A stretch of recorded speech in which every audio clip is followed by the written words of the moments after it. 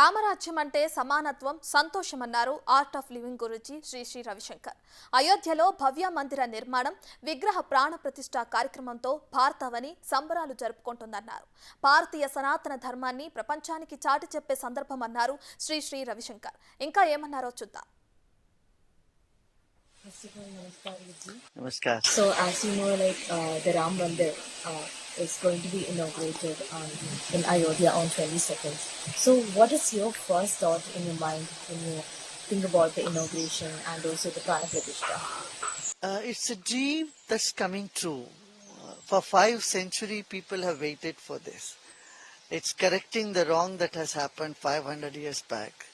So there's a great sense of celebration and lot of enthusiasm in the whole country. And also, how do you describe Lord Rama? And do you think the Ramayana are still relevant in this century or in this world right now? Oh yeah, of course.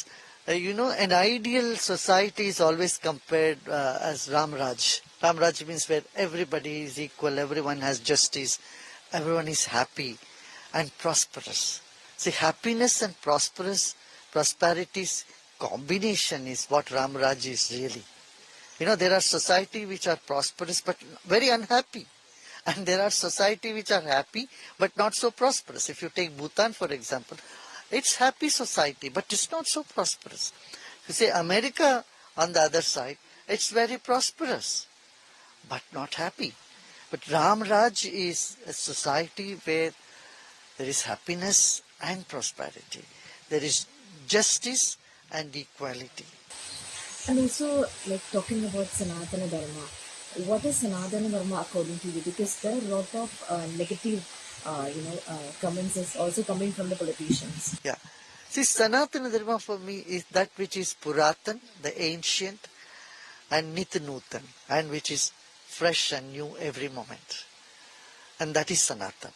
That which is Puratan and Nitya-Nutan, that is Sanatan. Ancient and modern. It's like a tree. It's a huge tree. In the tree the leaves are new, flowers are new, but the roots are old.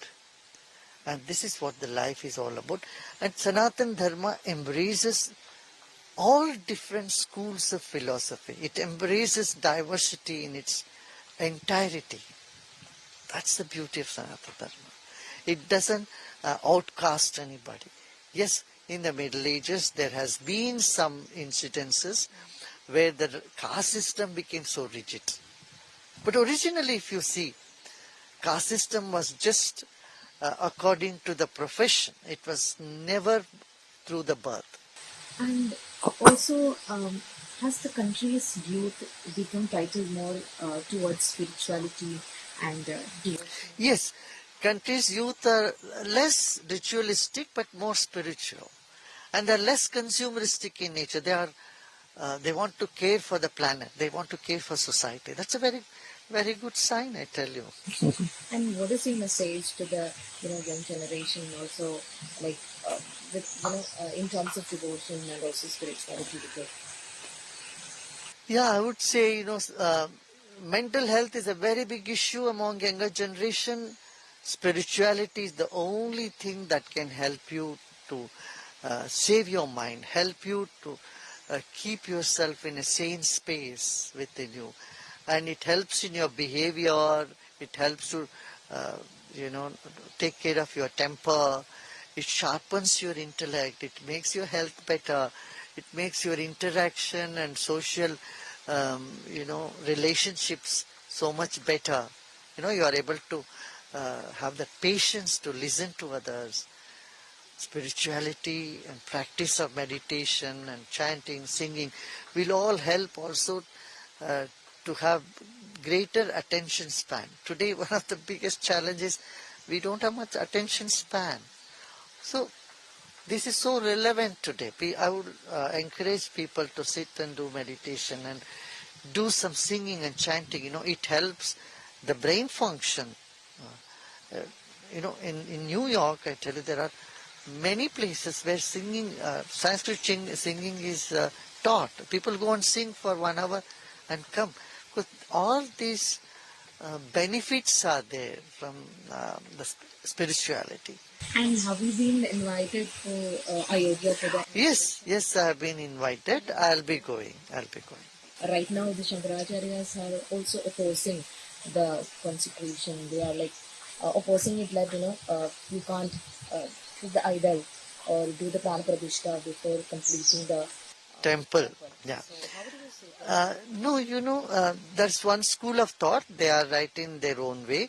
But there are other provisions where you say you can keep building the temple. And Rameshwaram, see, Lord Rama himself did Pran Pratishtha there of Shivling. That time there was no temple. He didn't have time to build a temple. He did the Pran Pratishtha and then the temple came up. And if you see many of the Tiruvannamalai, for example, the temple was very small. Later on the temple was built very big. And Madurai, same thing. And many places in this country. Even Tirupati Balaji temple was a very tiny one. Later on kings came and built it. So the provision of building the temple, can continue even after the Pran Pratishtha.